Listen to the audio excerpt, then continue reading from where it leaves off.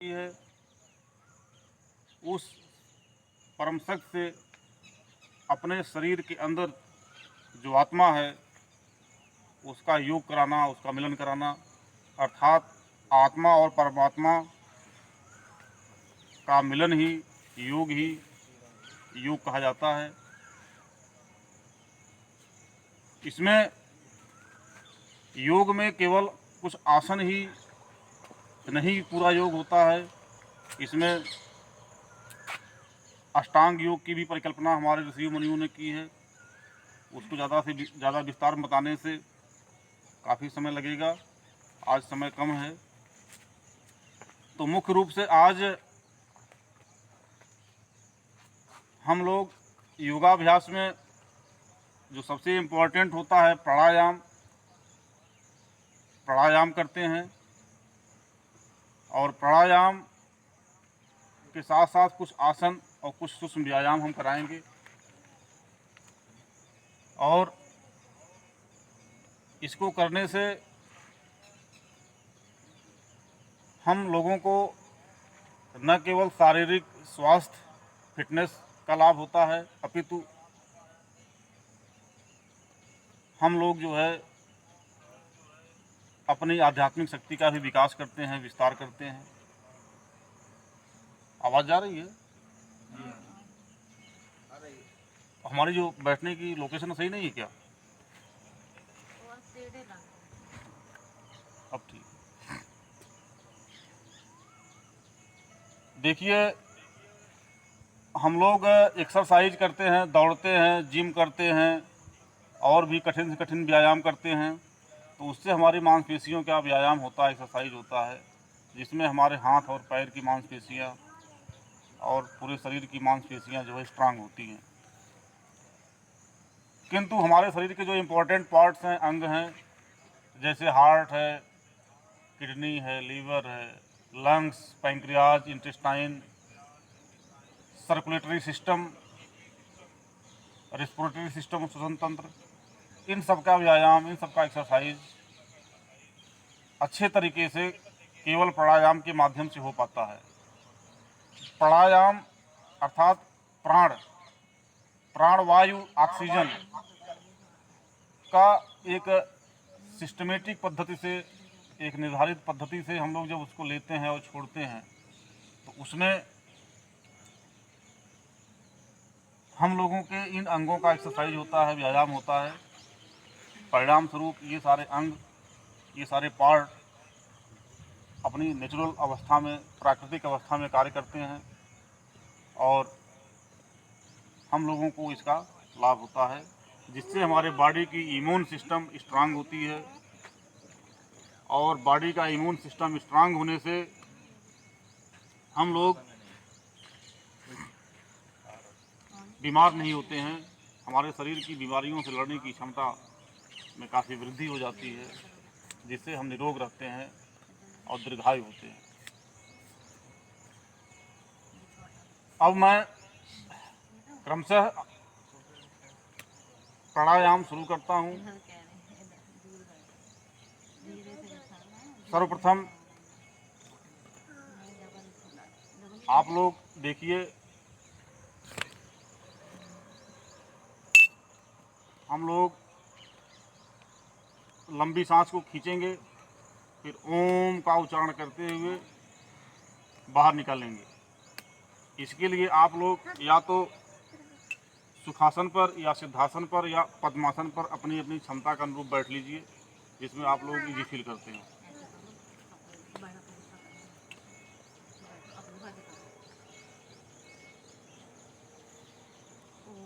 पहला प्राणायाम है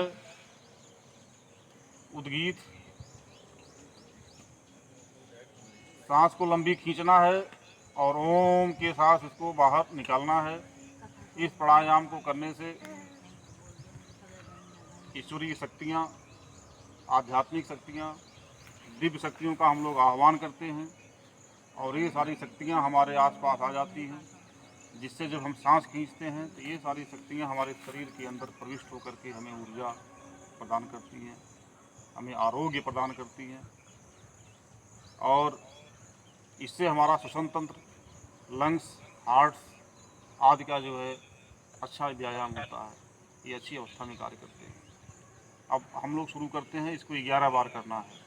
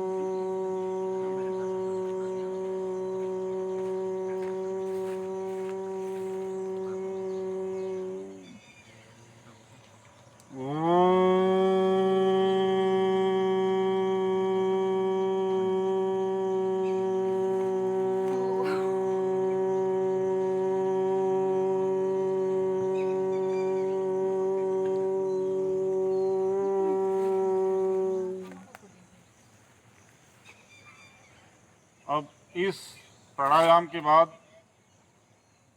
भस्त्रिका प्राणायाम का नंबर आता है। भस्त्रिका प्राणायाम में हम लोग सांस को खूब लंबा खींचते हैं। जितनी क्षमता हमारी सांस खींचने की है उतनी क्षमता सांस खींचिए पूरी। इसके बाद खूब तेज़ी से सांस को बाहर निकालते हैं। सांस को बाहर निकालते हैं तेज़ी से, जितनी क्षमता हमारी तेज़ी से निकालने की है, दोनों नाक के दोनों छिद्रों से। और इस प्राणायाम के करने से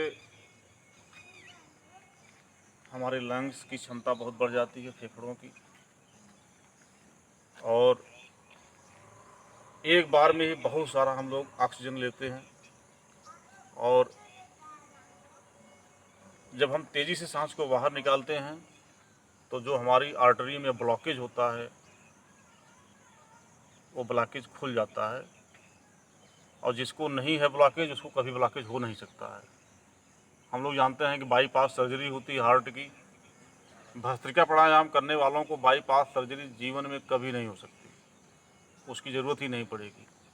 जो भी कोलेस्ट्रॉल आदि आर्टरी में जमा होकर के ब्लॉकेज पैदा करते हैं वो सारे ब्लॉकेज अपने आप नहीं होंगे, वो ख़त्म हो जाएंगे।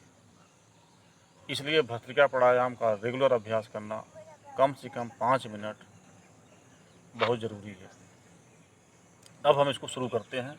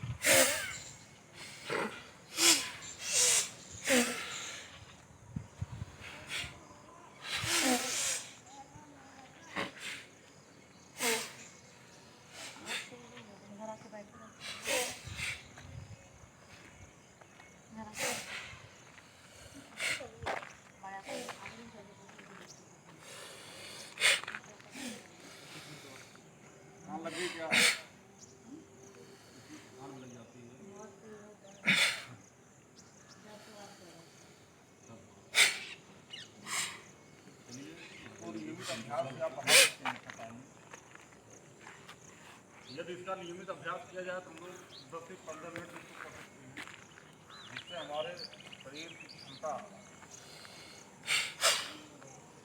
एंटीबॉडी पावर, इम्यून सिस्टम बहुत ही स्ट्रांग हो जाता है।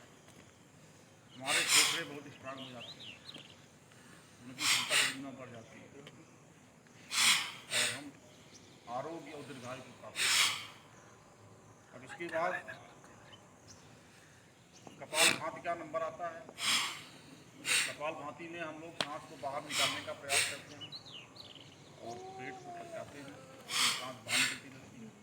इसमें सांस को लेने का कोई प्रयास नहीं किया जाता है, जो भी सांस नेचुरली अपने आप अंदर जाती है।